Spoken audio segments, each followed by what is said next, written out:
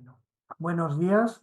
Una vez más estamos aquí con una nueva charla del cuarto ciclo de conferencias de Sociomat y esta vez la invitada es Rosalía Serna del Instituto de Óptica del CSIC en Madrid y Rosalía es profesora de investigación en el Instituto de Óptica de Azabaldés, es líder y miembro fundador del grupo de procesado láser y, por supuesto, ha dirigido numerosos proyectos nacionales e internacionales, tesis doctorales, un montón de publicaciones, etcétera, etcétera. El trabajo que realiza Rosalía está centrado en la interacción de la luz con la materia, utilizando técnicas láser como medio para obtener láminas delgadas, por ejemplo, con propiedades ópticas mejoradas para el desarrollo de componentes en fotónica, optoelectrónica, fotovoltaica, etcétera, y en particular los materiales nanoestructurados y metasuperficies para manipular la luz de manera imposible de conseguir con materiales naturales. Hoy nos va a hablar de lo que sabe, de fotónica, con un título muy novelesco, así que va a hablar de la luz iluminó las nanoestructuras, nació la nanofotónica y vio que podía ser sostenible.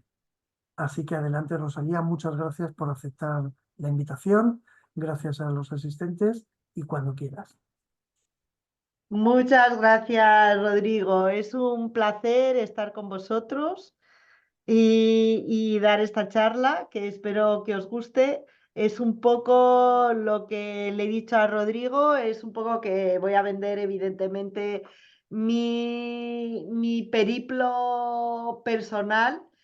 No sé si estará a la altura de las otras charlas anteriores que me han gustado mucho y han sido muy divulgativas y muy fáciles de seguir. No sé si voy a llegar a ese nivel porque no tengo yo esa capacidad, pero voy a intentar que por lo menos me podáis seguir, ¿vale? Y ya le he pedido a Rodrigo que cuando me esté pasando ya, pues que diga Rosalía, ya vale, ¿vale? Entonces, lo que sí que he intentado es introducir transparencias de explicación de cosas que creo que parecen muy misteriosas, pero que os las voy a poner de forma sencilla, de tal manera que cuando lo ves dices, anda, a nadie me lo había contado así y ahora sí que lo entiendo, ¿vale? Entonces, empezamos. Yo estoy en el Instituto de Óptica, entonces estamos en el campus central, por eso a veces nos hacemos la foto aquí en el central del CSIC. Este sería mi grupo y luego estamos en el Instituto de Óptica, que justo mirando así hacia el central estamos justo a la derecha. Sois todos bienvenidos cuando queráis verme o si tenéis una idea de hacer cosas con luz. Entonces, nosotros tenemos laboratorios, aquí abajo os he puesto unas fotitos de estas así para que veáis cosas, hacemos fotoluminiscencia, que es una técnica que vosotros también hacéis, nosotros tenemos pues siempre montajes que son más o menos experimentales que hacemos nosotros, en vez de utilizar a veces pues eso, espectrofotómetros o cosas así. Tenemos algunos equipos también comerciales, el elipsómetro, vosotros también tenéis ahí uno en cerámica y vidrio. El mío es un poquito distinto, es más lento, pero permite hacer medidas con más precisión. En muchas cosas, pues podemos ser complementarios. Y tal y como ha hecho Rodrigo, pues hacemos nosotros también depósito con láser, que es una técnica física. Originalmente yo soy física y entonces pues estoy un poco desviada, ¿no? Hacia ese tipo de uso de técnicas físicas. Vale. Entonces, lo que nosotros hacemos es fundamentalmente hacemos fotónica, nanoestructuras y ciencia ultra rápida. Queremos diseñar nuevos materiales y lo hacemos por técnicas basadas en láser. Y luego también esos materiales queremos además que se utilicen para fotónica fundamentalmente. También ahora estamos involucrados mucho en materiales que puedan ser usados por fotovoltaica, por esto de la transición ecológica, porque tenemos un par de proyectos en esto. Y esta transparencia básicamente es para enseñaros un poquito el potencial así que tenemos nosotros a la hora de construir materiales, ¿vale? Y aquí lo que enseño es una cavidad híbrida plasmónico-fotónica con un defecto en medio. Entonces, en el esquema, que lo podéis ver aquí a la izquierda, ¿vale? Veis que, por ejemplo, hemos depositado sobre un sustrato de sílice fundido y hemos depositado distintos vidrios que tienen distinto índice de refracción, por eso se llama que es un espejo dieléctrico, porque funciona para longitudes de onda en 550 nanómetros, y lo que está hecho es que se ha utilizado un vidrio que tiene un alto índice de refracción y se ha combinado con el óxido de aluminio que tiene un índice de refracción que 1,6. Entonces alternamos capas de 2 y 1,6 de índice de refracción, se consigue un espejo, y en medio hemos puesto unas nanopartículas de oro para poder tener una absorción especial y generar una respuesta ultra rápida. Entonces, eso quiero que lo veáis en realidad en una foto de un corte transversal, para que veáis la calidad de las capas que se hacen, ¿vale? Que los espesores aquí podéis ver que tienen ligero contraste, ¿no? Cuando tenemos la lúmina es esto que se ve más clarito, porque también el contraste de Z, los vidrios pesados estos tenían plomo y así, entonces claro, se ven también más oscuros incluso cuando atraviesan los electrones, y lo vais viendo. Y las nanopartículas las tenéis aquí donde estoy pasando ahora el láser, que como veis pues son muy chiquititas, y luego pues nada, seguimos con el espejo. La idea de tener estos dos espejos es que se concentra aquí la luz de una forma especial, y entonces por eso podemos aquí ver esa respuesta. No voy a entrar en los detalles porque es un poco complicado de explicar el fenómeno que se ve, pero yo creo que sí que se ve un poco que la calidad de nuestras capas, una y otra, pues veis que podemos conservarlas los periodos muy bien. Y la otra cosa es que podemos depositar tanto dieléctricos como metales, y eso es un poquito nuestra marca.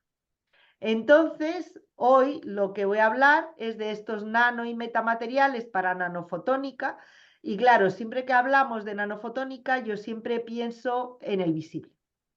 Hay muchas longitudes de onda, pero hay aquellas que ven nuestros fotodetectores, que son los ojos, y esas son muy valiosas, porque son las con las que trabajamos inicialmente, y entonces un montón de aplicaciones que queremos, sensores y eso, no queremos utilizar equipos avanzados, sino que queremos utilizar nuestros ojos, queremos que se vean.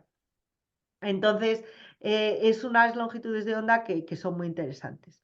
Vale, entonces los nano y metamateriales que nosotros hacemos los basamos en óxidos con inclusiones nanoestructuradas, activas o no, porque puede ser un metal que luego puede activarse, como ha pasado, por ejemplo, en este caso de si tú calientas o tienes un pulso muy rápido, puedes fundirlas y pueden cambiar las propiedades, y organizadas o no. Nosotros organizado podemos hacerlo en vertical, como os enseñaré. En el plano lo tenemos un poco más difícil, pero os enseñaré un caso que también lo podemos hacer. Vale. Entonces, ¿qué es lo que se ha llamado la nanofotónica? De una forma muy general, sobre todo ha estado muy dominada en las últimas dos décadas, bueno, incluso desde finales de los 90, ya final del siglo pasado, por la plasmónica. ¿Vale? Entonces, y es porque las nanopartículas de los metales nobles, fundamentalmente la plata y el oro, dan unas respuestas muy particulares que han sido muy estudiadas. El problema es que, claro, nos encontramos con que son unos elementos que no son muy sostenibles. ¿Por qué? Porque son muy deseados para muchas otras aplicaciones, ¿vale? En microelectrónica también son metales que conducen muy bien. En bioaplicaciones son materiales que son bastante inertes, interaccionan poco contaminantes, pero claro, hay que ir más allá, porque si todo lo tenemos que hacer con estos materiales, pues no acaban de ser muy sostenibles. La otra cosa es que tampoco dejan de ser del todo contaminantes. Entonces, yo os voy a hablar un poco más allá de la sostenibilidad, si puede haber materiales que también sean interesantes Y en concreto os voy a hablar de la tabla periódica de la línea P, que serían el bismuto y el antimonio y sus compuestos. Y os voy a contar un poquito de los absorbedores. Pero no es tan importante el contenido de esos ejemplos como entender también el contexto de cómo buscamos materiales y cómo a veces esas cosas ocurren, ¿no? Cuando alguien te está explicando que hay un mecanismo que está funcionando y todos miramos en la dirección que a lo mejor no es en la que tendríamos que mirar. Vale. Entonces, pues los materiales que yo hago de forma más sencilla, por ejemplo, podrían ser óxido de aluminio.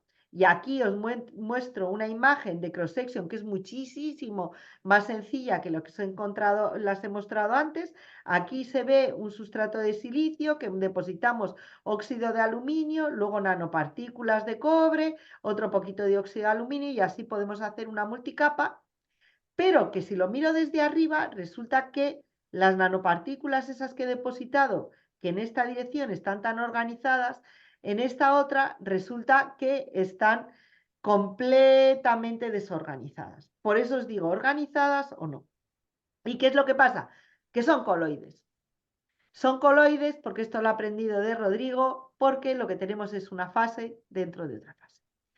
Y lo que tenemos es una fase que es la de la alúmina, que le he puesto aquí una A y no es de casualidad porque es amorfa.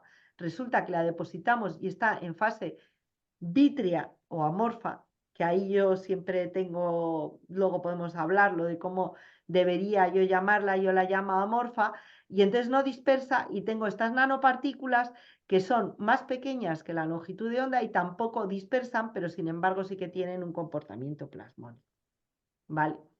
Entonces, a mí otra cosa que me parece súper interesante es que cuando hablamos todo esto de la nanotecnología y no sé qué, pues resulta que ellos cuando empezaron, sinceramente, claro, ahí en los 90, finales de los 80 y tal, no, la nanotecnología y tal, y yo decía, bueno, nano, digo, yo siempre he vivido en el mundo nanoláminas, yo siempre hacía, o sea, mi tesis, ya que la defendí en el 92, pues ya las capas eran como de 20, 50 nanómetros. Digo, yo mido todo en 500 nanómetros porque es otra vez la luz visible.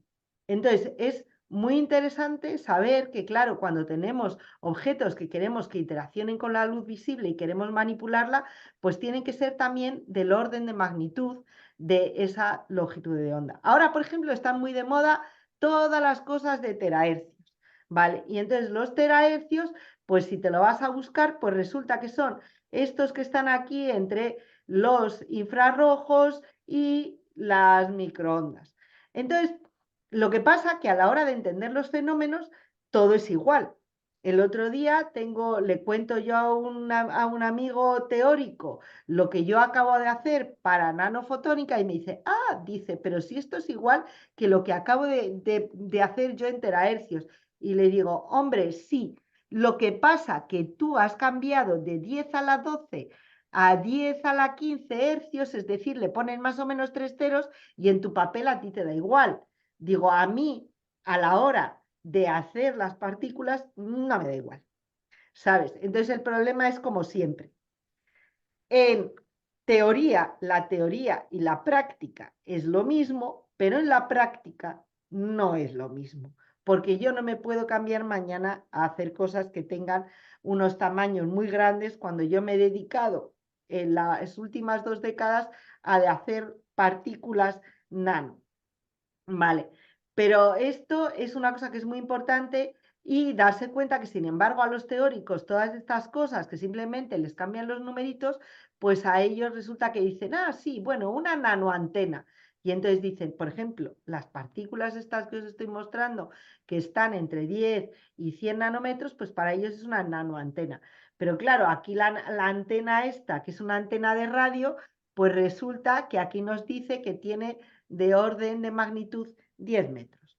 Vamos, lo mismito. Entonces, ¿lo nano lo podemos ver? Pues es que sí que lo podemos ver.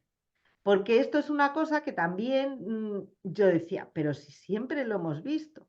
Cuando yo deposito sobre un sustrato de silicio una capa de alúmina como la que os he enseñado y tiene diferentes espesores en nanómetros, lo que ocurre es que veo distintos colores. De hecho, una forma de calibrar y de saber de un material que tú conoces su índice de refracción, puedes hacer esta calibración, medir los espesores y dices, ah, vale, si tengo algo azul, pues es que estoy en 100 nanómetros. Si me está saliendo un poquito amarillo, a lo mejor tengo 50 nanómetros.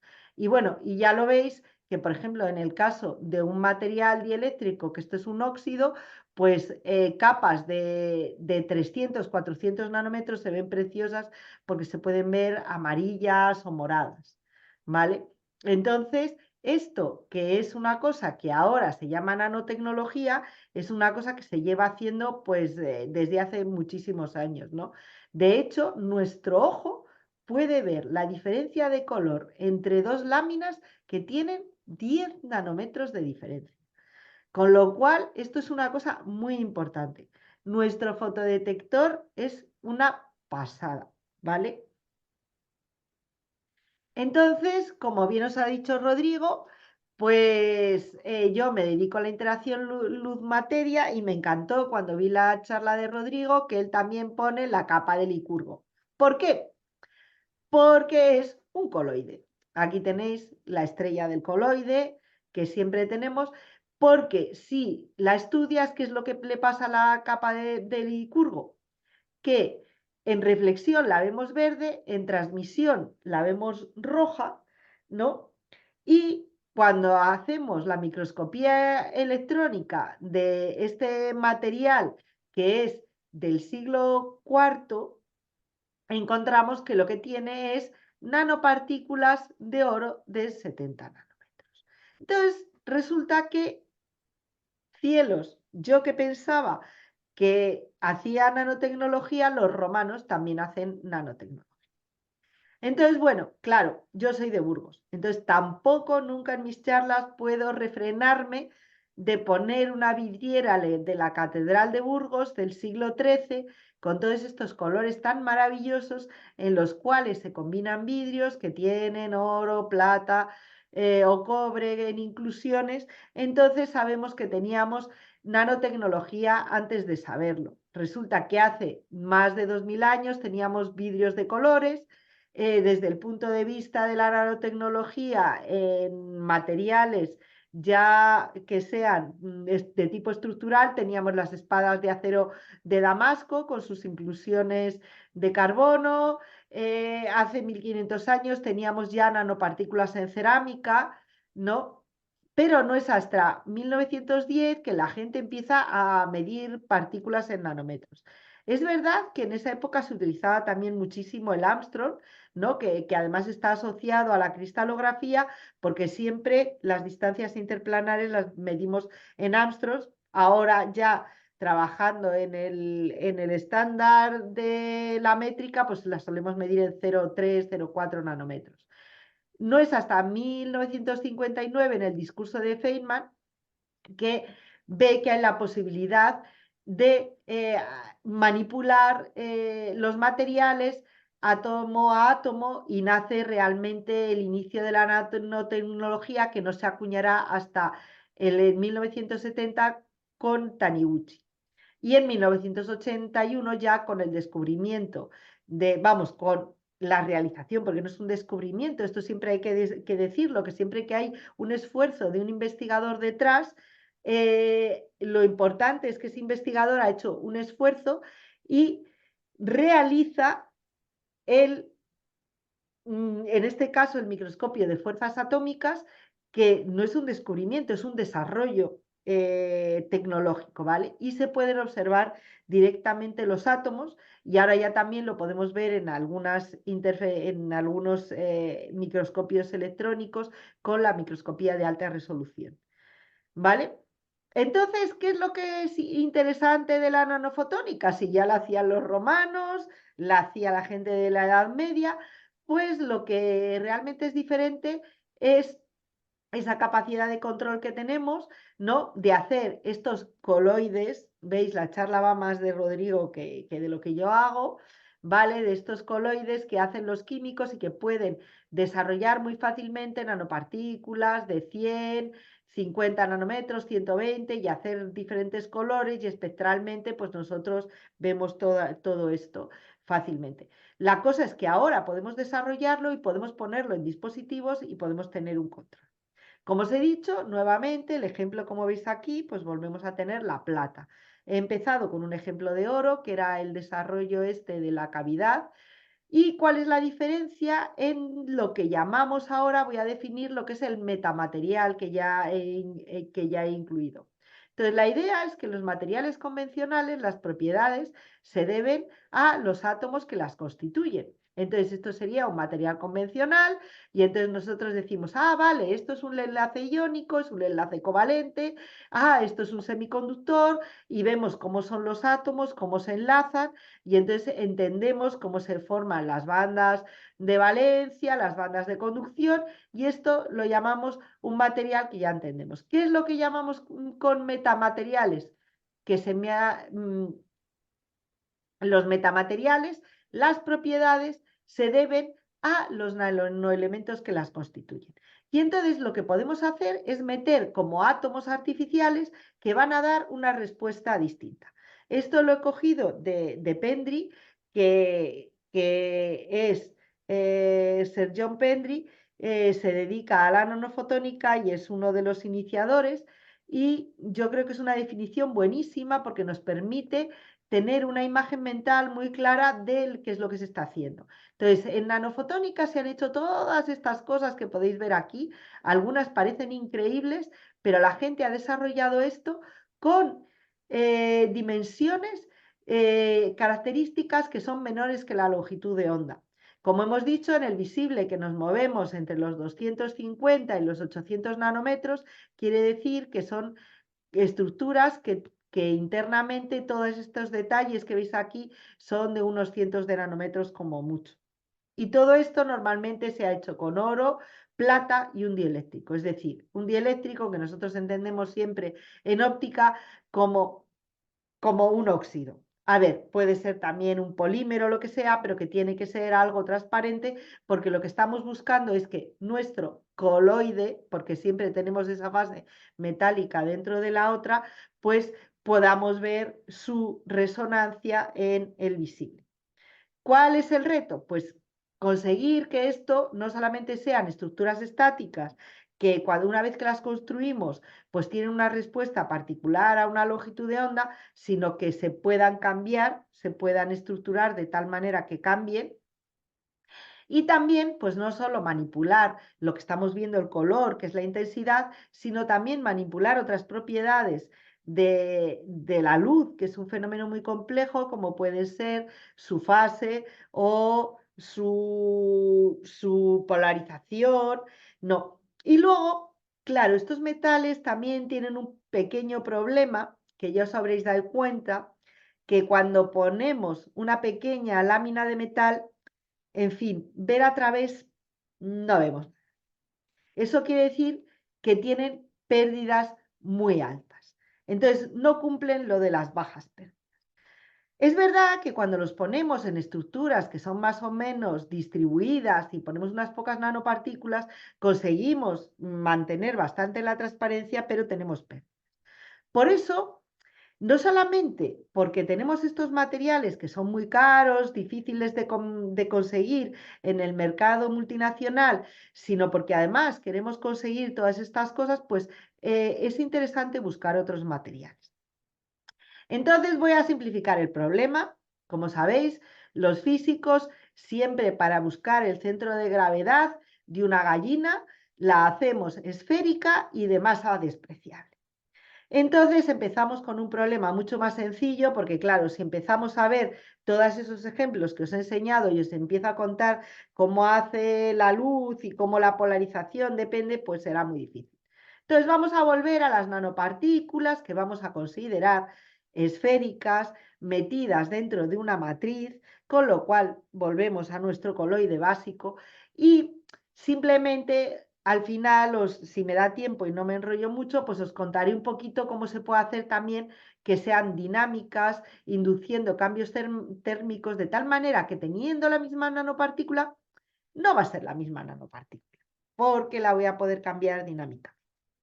Vale, entonces, ¿cómo entendemos? Y esto lo habréis visto 50 veces, porque yo fui hace poco a un congreso de láminas delgadas en Burgos, que fue este septiembre, y entonces resulta que la gente, todo el mundo metía en sus materiales nanopartículas para hacer un aumento de la luminiscencia, para ver si aumentaban las propiedades catalíticas, para ver si no sé qué. Entonces todo el mundo decía, sí, sí, nosotros estamos haciendo también plasmónica, metemos la nanopartícula y ponían cualquiera de estas dos imágenes que veis, ¿no? Aquí veis que tengo un campo eléctrico y entonces cuando yo tengo este campo eléctrico paralelo, que aquí también está dibujado en esta otra imagen, los he puesto así para que se vea que sea el campo eléctrico igual, pues ¿qué es lo que ocurre? Que entonces se genera una diferencia de cargas porque tengo una esfera, esto es la aproximación clásica, por esto es el aumento de campo clásico que ocurre cuando tenemos una esfera metálica. Entonces las cargas se distribuyen de tal manera que se separan y entonces tengo unas cargas que a la luz responden de forma oscilatoria y entonces genero un campo mayor y entonces tengo los efectos plasmónicos de confinamiento, muchísima más luz y todo. Bueno, yo quiero deciros que no he podido evitar poner esta ecuación. Es una ecuación muy sencilla y no quiero que la miréis con odio, pero es la ecuación que va a ser nuestra ecuación de la interacción luz-materia en esta charla. Y va a ser clave. ¿Y qué dos cosas tenemos que saber? Una, que tanto el dieléctrico como el metal están definidos por unas propiedades ópticas que aquí yo las he puesto como la constante dieléctrica. Pero en realidad esta constante dieléctrica son el N y el K. Prácticamente el epsilon 1 es muy parecido y lo vais a ver en una imagen que os voy a enseñar y vais a decir, oh, yo que pensaba que esto era tan distinto, ¿vale? Y este prácticamente es el K, es el coeficiente de absorción. Y cuando resulta que tenemos un material de como un dieléctrico que no tiene absorción, es decir, que estamos en su zona de transparencia, porque os revelaré que todos los materiales son transparentes y todos los materiales son absorbentes, solo depende de la luz con que la mires, es decir, de su longitud de onda. Pero cuando el dieléctrico está en su zona transparente, como ocurre en el visible, solamente tenemos que es constante y además este ED es justo el índice de refracción al cuadrado, ¿vale? ED es igual a ND al cuadrado, al índice de refracción al cuadrado. Y esto también es muy importante, ¿vale? Nos vamos a acordar del índice de refracción porque todos tenemos una idea del índice de refracción, ¿vale? Y el metal, claro, no, tiene neta. Vale, entonces esta ecuación que os he puesto no es nada más y nada menos que la ecuación de mí, que dice cuánto aumenta el campo eléctrico, es decir, ese enhancement que habla todo el mundo en inglés, ese aumento de la absorción que ocurre en las nanopartículas metálicas cuando estamos a la longitud de onda de resonancia. Y ese aumento es máximo cuando este denominador se nos anula. ¿Vale? Y esto lo sabemos que cuando el denominador se nos anula, pues esto se nos puede ir hasta infinito, ¿no? Y esto va a ocurrir exactamente cuando se cumple esta condición. Es decir, cuando epsilon 1 más 2ED es 0. El epsilon sub 2 es que no lo podemos anular, ¿vale? Porque es nuestra absorción. Por eso os digo que interesa, si queremos tener mucho aumento, tener que las pérdidas sean bajas y que esto sea un K muy bajo. Pero para conseguir maximizar esto, vamos a minimizar esto, vamos a conseguir que esto esté. Entonces nos interesa que el epsilon sub 1, que hemos dicho que es el N del metal, sea menos dos veces el índice de refracción del material dieléctrico al cuadrado. Y dices, pero entonces necesito un epsilon negativo. No hay ningún problema, porque resulta que los metales precisamente eso es lo que tienen. Esto es el índice de refracción de la plata, tienen un índice de refracción negativo. De hecho, muy negativo, muchísimo más negativo de lo que necesitamos para tener la resonancia. Porque veis aquí que llega a menos 120. Pero os he dicho que solo necesito que sea menos 2 veces el índice de refracción de un dieléctrico al cuadrado. El índice de refracción del óxido de aluminio ya os he dicho que es del orden de 1,6. El índice de refracción del óxido de silicio es del orden de 1,5. El índice de refracción de un polímero de 1,3. Es decir, que a mí, con que esto sea del orden de 2 por 1,5 al cuadrado, me vale. Y eso ocurre, fijaros, ocurre aquí. O sea, solo necesito que sea del orden de algo así como 6. Y ahí es donde tenemos el aumento clásico de lo que se llama el plasmón de superficie de la plata. Y ocurre solo aquí. Y claro, tengo la suerte de que ocurre en el visible y como veis esto es muy cerca del ultravioleta. Perdonadme porque yo aquí os lo he puesto en electronvoltios y es muy difícil, pero estos son 400 nanómetros. 3 electronvoltios equivale a 400 nanómetros, que es lo que todos habéis visto, que la plata tiene las resonancias en el azul. Luego, claro, dependiendo del tamaño de la partícula, pues puede haber otros fenómenos de segundo orden en los cuales voy a ver ese otro tipo de cosas que ocurren. Vale, pero lo que hemos aprendido es una cosa muy sencilla, es decir, no necesito un material que tenga una cosa tan negativa como esto. Los metales tienen este valor negativo tan grande porque sabemos que su índice de refracción, es decir, su constante dieléctrica, se puede definir por una función de Drude que tiene efectivamente este tipo de comportamiento. Vale.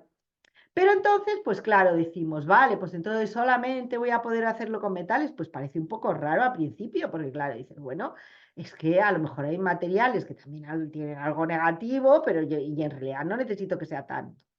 Pero ¿qué es lo que pasa? Que todo el mundo también estamos pensando en esa aproximación que decíamos que el campo eléctrico, que tenía que haber electrones libres. Claro, porque la aproximación de Drude se basa en que lo que estamos viendo son un montón de portadores libres que están llevándonos a este tipo de comportamiento. Entonces la gente ligó esas dos cosas y dijo, bueno, entonces solamente con los metales lo voy a poder hacer. Y se pusieron como locos a buscar otros metales. Y aquí pues hubo una aproximación en este Advanced Materials que veis aquí de 2013, que dijeron, vamos a buscar todos los materiales y vamos a ver cómo están en función de sus portadores libres, también que tengan bajas pérdidas y que tengan una alta movilidad. Y dijeron, a ver, ¿dónde están todos los materiales que podemos pensar? Bueno, silicio y germanio nos interesan, y nos interesan la plata, el aluminio, el cobre, los aloys y tal. Y dijeron, bueno, pues en esta zona vemos que tenemos una concentración muy alta y entonces estos materiales van a ser muy buenos. Y dijeron, bueno, y los materiales que tengan estas pocas concentraciones de portadores no funcionan. Y dijeron, bueno, por otro lado, claro, sabemos que el silicio y germanio tienen pocos portadores libres, pero que cuando nosotros los dopamos podemos aumentarlos y entonces eso nos va a dar un poquito de juego también. Y luego la otra cosa que dijeron, vamos a verlo en función de la longitud de onda, porque a lo mejor pues podemos ver aquí en esto que algunos van a ser buenos para el ultravioleta, fijaros que la plata está aquí, otros van a ser buenos para el infrarrojo cercano y otros van a ser buenos para otra cosa, ¿no? Y entonces se quedaron aquí. Y pusieron aquí el antimonio y el bismuto, que como veis ahora son materiales que a mí me interesan, y dijeron, fatal, no tienen nada de concentración, son unos semimetales, además, fíjate cómo los vamos a dopar, pero aún así, pues bueno, en este estudio general sí que es muy curioso que los incluyeron. ¿Qué es lo que pasa? Pues que, a ver, ahora resulta que mi transparencia se ha bloqueado. ¿Por qué no la puedo pasar? Ah, está pasando. Pues que resulta que a nosotros, a un colaborador mío en concreto, Joan Tudet, se le ocurrió buscar las constantes ópticas del bismuto. ¿Y qué es lo que encontró? Anda, resulta que tiene un epsilon 1 negativo. ¿Pero cómo puede ser esto? Si resulta que hemos dicho que esto no estaba ligado a portadores libres, y dices, bueno, no, pero mira, es que aquí parece que tiene un comportamiento de libre, pero luego sube. Claro, entonces, ¿cómo es posible? No tiene portadores libres, pero tiene un epsilon negativo. Ah, vale, pues un epsilon negativo ridículo, -20. Bueno, ¿y qué más da? Si yo solamente necesito que sea del orden de -6 o algo así, pues aquí ya he llegado a lo de la plata, ¿no? Pues, y si hacemos una simulación y vemos qué es lo que ocurre, anda, pues resulta que también tiene un plasmón. Mira, aquí en el ultravioleta hemos llegado justo al negativo que necesitábamos y nos ha salido un plasmón. Hay una resonancia.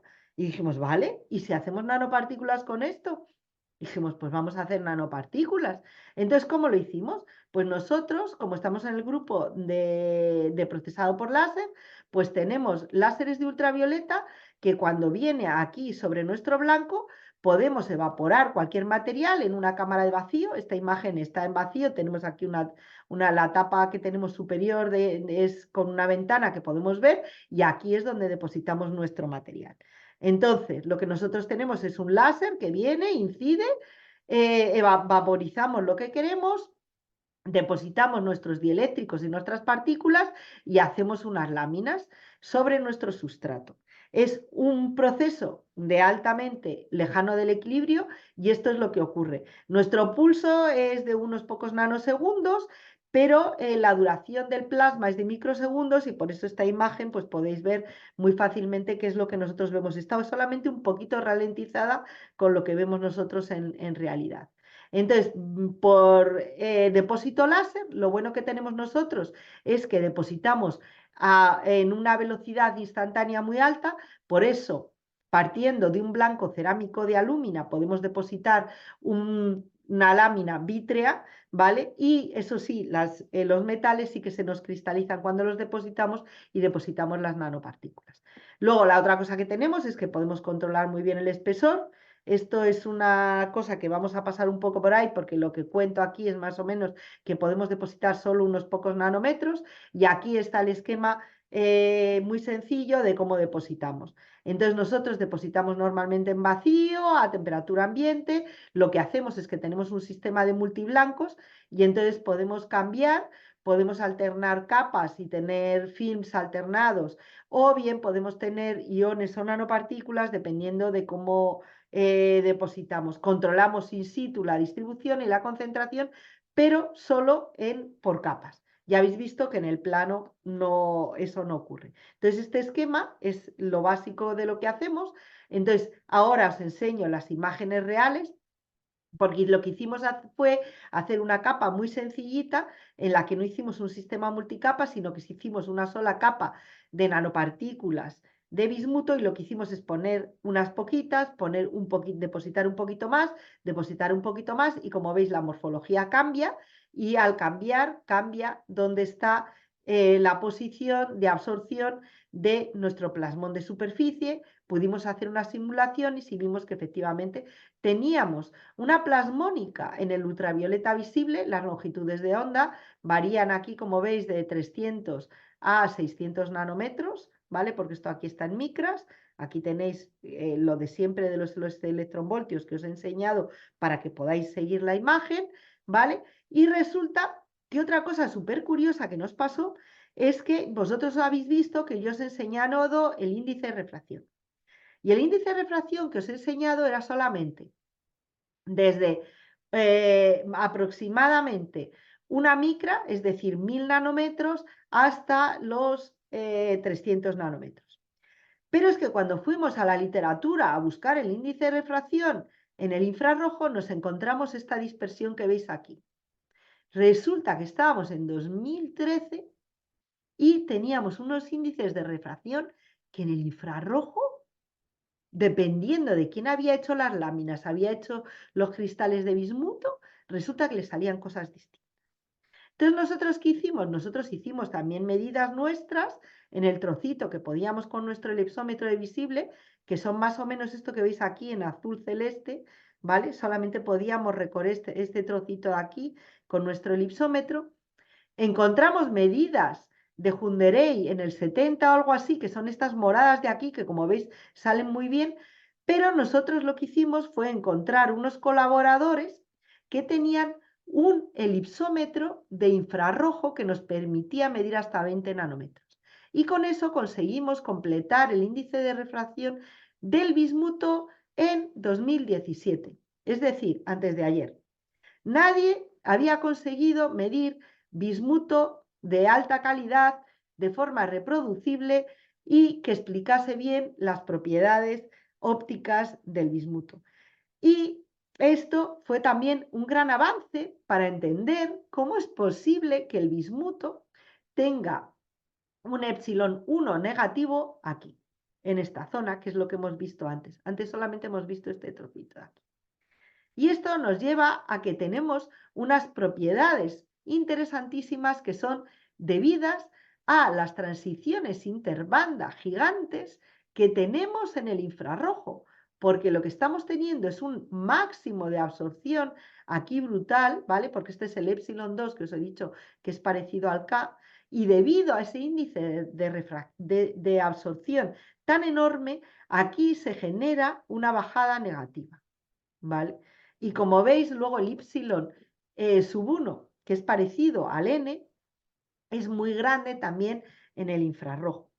Entonces resulta que lo que nos está pasando es que nosotros estamos haciendo plasmónica no con portadores electrónicos libres, sino con fotoportadores, que son estos fotoportadores que tienen esta absorción gigante en el infrarrojo. Con lo cual, lo que está pasando es que curiosamente la ecuación de mi, aunque es una aproximación clásica, funciona. Y siempre que yo tengo mi epsilon negativo, voy a tener ese comportamiento sin necesariamente tener esos electrones libres que la gente estaba asociando. Entonces, a veces hacemos asociaciones que no son clásicas. Entonces, nosotros tenemos ahora un material súper interesante que es plasmónico en él, visible, y con un índice de refracción gigante, altísimo, aquí en el infrarrojo medio, ¿vale? Porque aquí estaríamos hablando de 20 a 5 micras. Y de paso hemos conseguido sacar unas propiedades ópticas únicas de un material. Y aquí es una cosa que os voy a hacer un intermedio. Es decir, ¿cómo son las funciones dieléctricas de los materiales? De todos los materiales. La parte real y imaginaria tanto de la función dieléctrica o de su equivalente, el índice de refracción complejo, no son independientes.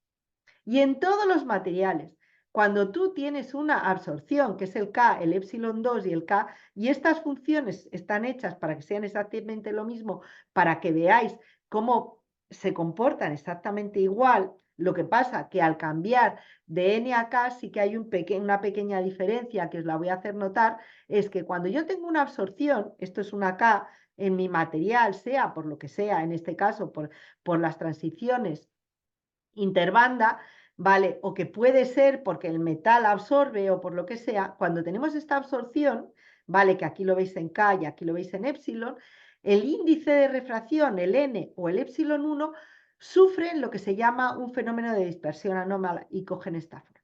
¿Qué pasa? Que cuando los representamos en forma de epsilon, porque esto simplemente es un cambio de coordenadas, cambiar de epsilon a K, resulta que nos permitimos el lujo de que ir por debajo del cero, ¿vale? Y entonces resulta que tenemos un epsilon negativo. Cuando esto se convierte en nuestro cambio de ecuación en n, resulta que la n siempre se queda por encima del eje, ¿vale? Y entonces normalmente no solemos ver materiales con índice de refracción negativo que nos diría como que la luz puede tener una velocidad más grande, ¿vale? Porque el índice de refracción siempre nosotros pensamos que es la relación entre la velocidad de la luz y la velocidad en el medio, ¿vale? Luego esto no es siempre igual, pero en primera aproximación esto es lo que va a pasar en todos los materiales. Y cuando digo en todos los materiales, es que todos los materiales tienen este comportamiento, siempre. Siempre tenemos en todas las longitudes de onda zonas de absorción seguidas de zonas de índice de refracción en el cual el índice de refracción tiene este tipo de comportamiento extraño que tiene esta bajada provocada porque tenemos un máximo. Y esto me vais a entender, porque en el visible nosotros siempre vemos solamente en los dieléctricos este trocito, porque siempre estamos en una zona de transparencia. Y entonces solamente estamos viendo este trocito. Pero cuando ya vemos todas las longitudes de onda, resulta que nuestro material va a llegar un momento que vamos a tener esa absorción, que es lo que llamamos normalmente el bandgap o el borde de absorción, que es lo que tenemos aquí, ¿vale? Y es cuando llegamos a que el índice de refracción tiene este comportamiento de máximo. Luego, como claro, la zona de visible es tan pequeña, no llegamos a ver la zona de dispersión anómala, que sería esta que cambia aquí. Pero todos los materiales son así. Y cada vez que os hablen de Kramers-Kronig, no es más que esto. Y entonces, cuando os den un índice de refracción que no cumpla esta condición, algo va mal, ¿vale? Entonces, es increíble cómo entendiendo esto puedes entender de repente las propiedades ópticas que tienen un montón de materiales de un plumazo y te parece que dices, es que esto es siempre igual, ¿vale? Normal dispersion, anomalous dispersion y siempre tengo una absorción. Con lo cual, nosotros lo que tenemos aquí con el bismuto es un material natural que tiene transiciones de banda gigantes y aquí os he dicho que tiene un índice de refracción gigante. Y me diréis, ¡buah, Rosalía, cómo gigante! Seguro que te has inventado ahí una cosa.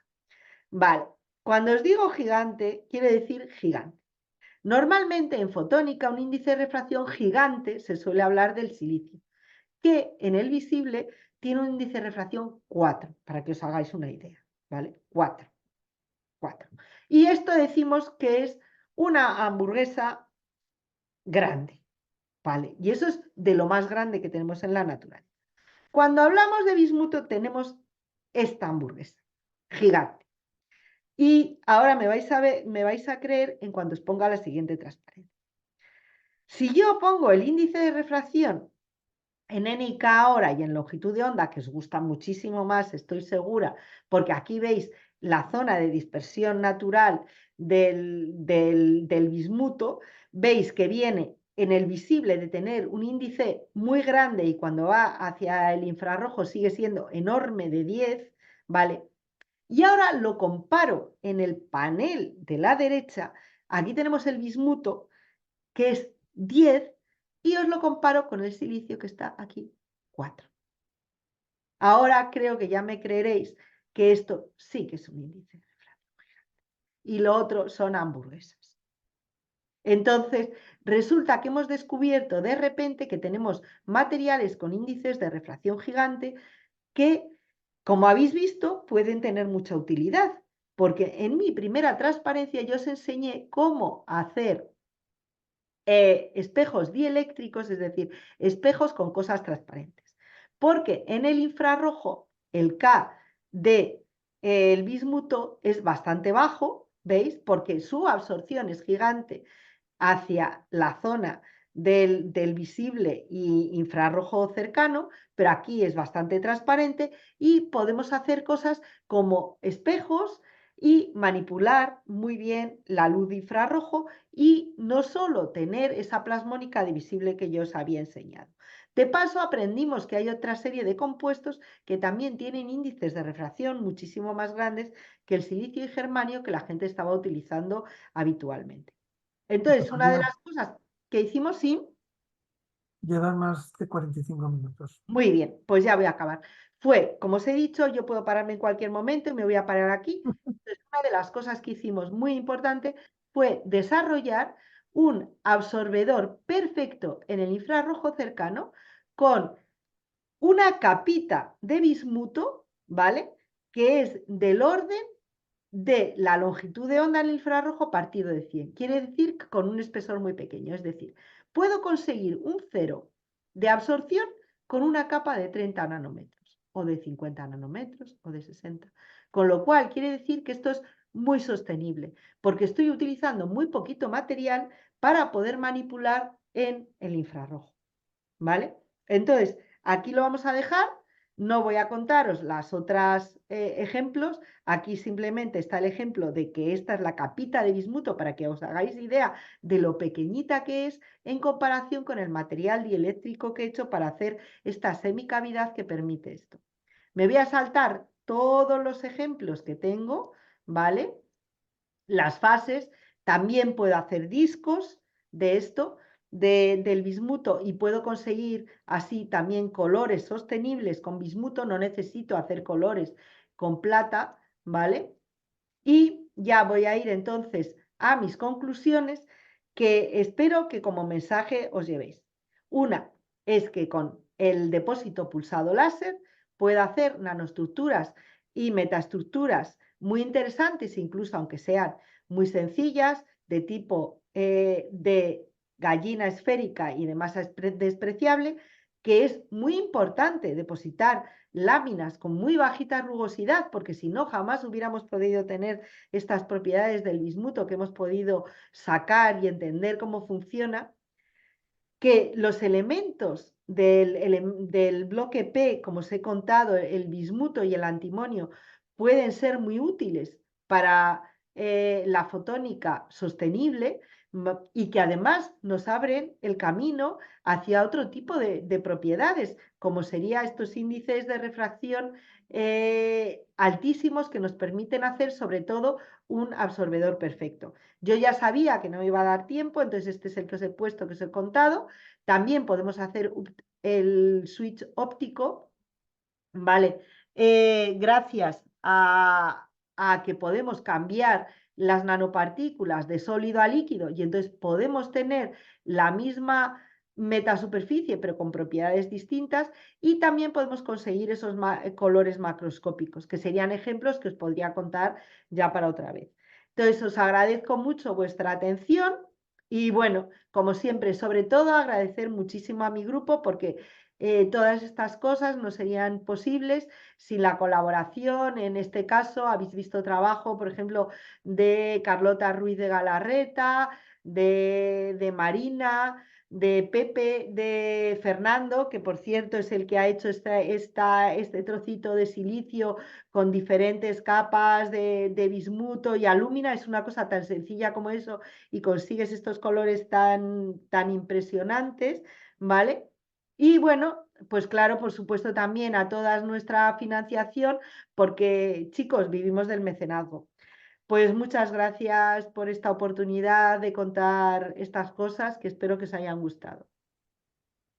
Pues muchas gracias a ti, Rosalía, estaba muy interesante. Me sabe mal haberte cortado, pero porque te No, quedaba no, no, corto, pero yo bueno, contaba con ello. pero Lo me que lo has pasa es que pedido, me lo has siempre pedido. pienso, soy muy positiva y siempre pienso que voy a poder contar mucho más. Sí, como siempre. Y nada, pues eh, abrimos un poco de discusión si alguien tiene algo que comentar o que preguntar. A ver en el chat, ¿no? Es que lo he contado también, que está todo muy No. claro. Yo Ah, sí te iba a preguntar. A ya ver, nos pregunta. vale. Yujú. A lo mejor no tiene activado la voz, porque Ana le quitó la voz a todo el mundo cuando entraba. No sé cómo podemos darle voz. No, yo creo que ya sí tiene, ¿no? Ya está, ya estoy activando. Ah, vale. Miriam, Sí, buenos días. Rosalía, muchísimas gracias. Me pareció tan corto el tiempo. Quería escuchar más y más y más, pero bueno, son los gajes. Eh, Me parece como cuestión, como pregunta, ustedes también miden estas propiedades mecánicas de resistencia, de adherencia, de dureza, eh, como para hacer un comparativo con recubrimientos que se hagan, por ejemplo, con técnicas de sputtering. Ujú, ujú.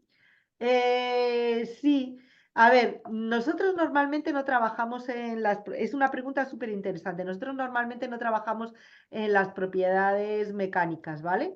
Pero sí que tenía esta transparencia, que he pasado muy rápidamente por ella, porque sabía que no me daba tiempo, en la que comparo las propiedades entre la evaporación térmica, el sputtering y el pulse laser deposition, ¿vale? Entonces, una de las cosas que ocurre con la evaporación térmica respecto al sputtering, el sputtering ya sabes que tienes especies iónicas que tienen 5 o 10 electronvoltios porque se hace acelerando, ¿no?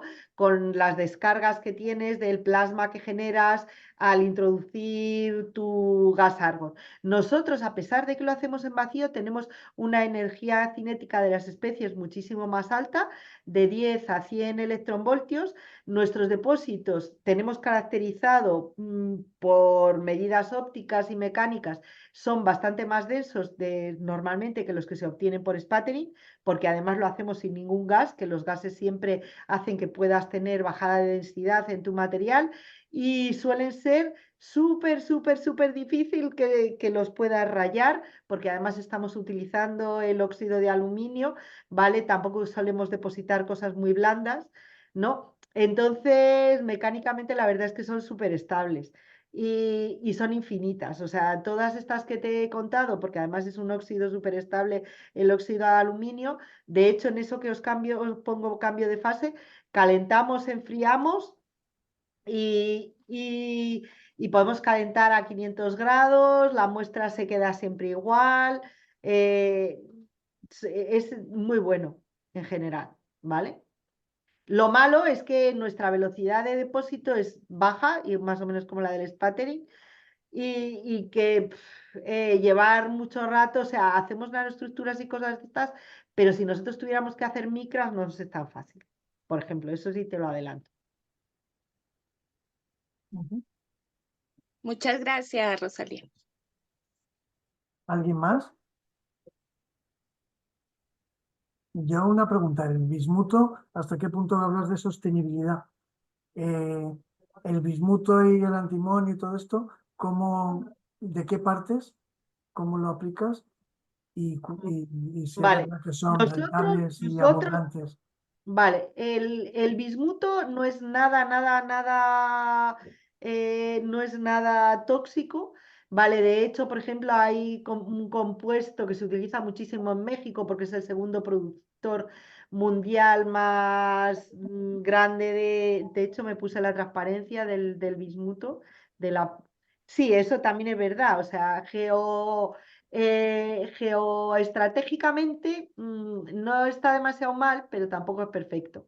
¿Vale? Los mayores productores son China, lamentablemente, pero el siguiente es México y el siguiente es Rusia, que como veis el salto es brutal en toneladas, en toneladas, ¿no? Porque partimos de 7.600 a 825.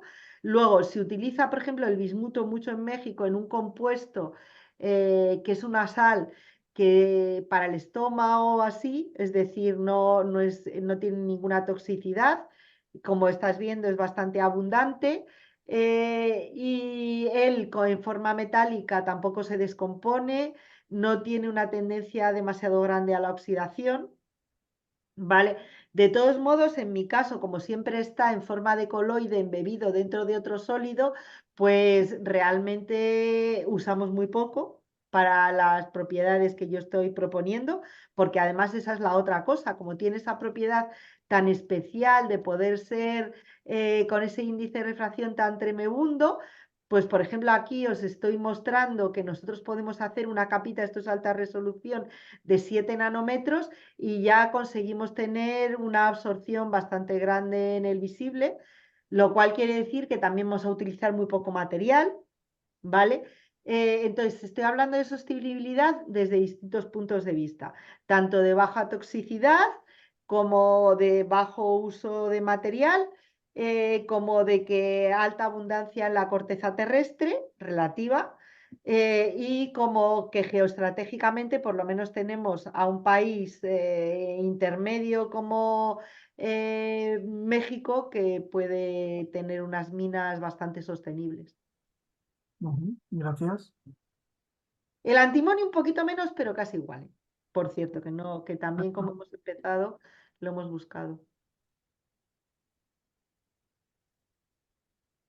¿Alguien más tiene alguna observación, alguna pregunta?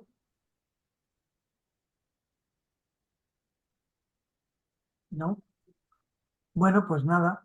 Entonces, pues agradecerte una vez más aceptar el embarque, haber aceptado el embarque de someterte aquí al tercer grado para que nos des una charla. Muchas gracias por tu contribución. Quedará ahí para la eternidad en el canal de YouTube de Socimat, como ya sabéis, así que la podrá ver quien quiera. Y recordaros que el ciclo continúa y que para el 17 de abril tenemos también la suerte de contar, en este caso, con la doctora Gloria Pena de la Universidad de Vigo, que nos hablará de soldadura, básicamente. Que Y la tenemos aquí, Rodrigo. Ah, qué bien. pues nada, Gloria, ya te estamos haciendo la publicidad para la siguiente. Muchas gracias a todos. Ha sido un placer. Pues nada, muchas gracias y muchas gracias a todos los asistentes y sobre todo a ti, Rosalía, por habernos contado tus historias. Muy Muy interesante. bien. Gracias y hasta la próxima sesión. Chao. Gracias, Chao. adiós. Chao, gracias. Chao.